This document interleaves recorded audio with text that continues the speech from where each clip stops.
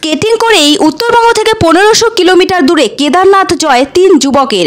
ঘরে ফিরতে খুশির উৎসবের পরিবেশ পাড়া প্রতিবেশীদের। আসলে জলপাইগুড়ির দুই বন্ধু আশিস ও জগন্নাথ থাকেন ভারত বাংলাদেশ সীমান্ত লাগোয়া চাউলহাটিতে।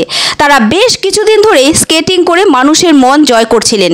এবার তাদের ইচ্ছে হয় কেদারনাথ যাওয়ার, কিন্তু স্কেটিং করে কেদারনাথ পর্যন্ত যাওয়াতে আপত্তি ছিল আশিসের পরিবারের। কিন্তু পরিবারের সদস্যদের বুঝিয়ে সুঝিয়ে স্কেটিং করে কেদারনাথ যাওয়ার অনুমতি আদায় করে নেয় আশিস সমাদ্দার। তারপর বন্ধু জগন্নাথ ও শিলিগুড়ির আর এক বন্ধুকে সঙ্গে নিয়ে তিনজন বেরিয়ে পড়েন কেদারনাথ জয়ে। জলপাইগুড়ির চাউলহাটি থেকে কেদারনাথের দূরত্ব প্রায় 1500 কিলোমিটার, আর সেই পথ পাড়ি দিতে প্রায় লেগে যায় 15 দিন। 25শে এপ্রিল 31 নম্বর জাতীয় সড়ক ধরে যাত্রা শুরু করে আশিস জগন্নাথরা। তাদের উদ্দেশ্য ছিল পরিবেশ সম্পর্কে মানুষকে সচেতনতার বার্তা দেওয়া, আর সেই উদ্দেশ্যে দীর্ঘ এই পথ স্কেটিং করেই তারা পৌঁছে যায় কেদারনাথ।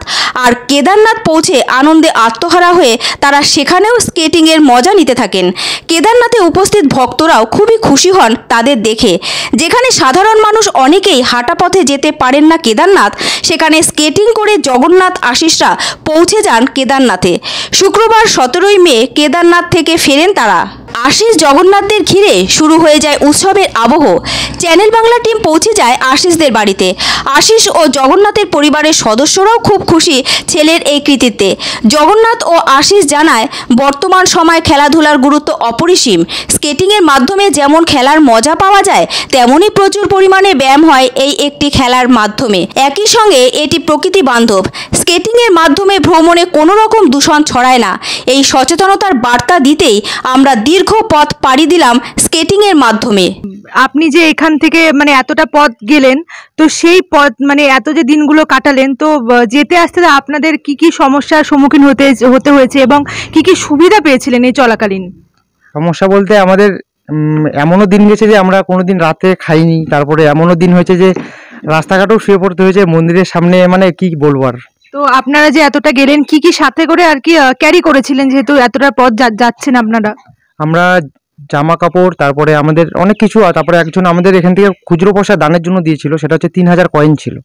সেটা আমরা একদম কেদারনাথের উপরে গিয়ে দান করেছি। তো এটাই আমাদের সব থেকে বেশি ওয়েট ছিল, প্রায় 7 কিলো ওয়েট ছিল ওটার।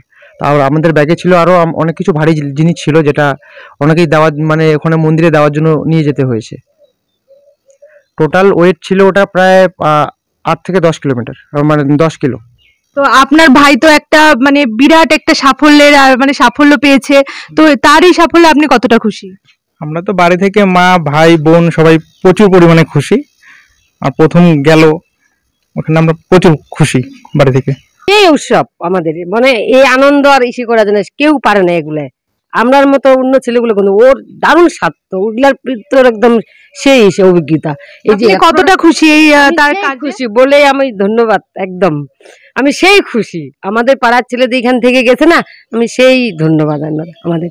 ওর একদম আয়ের থেকে বড় হোক।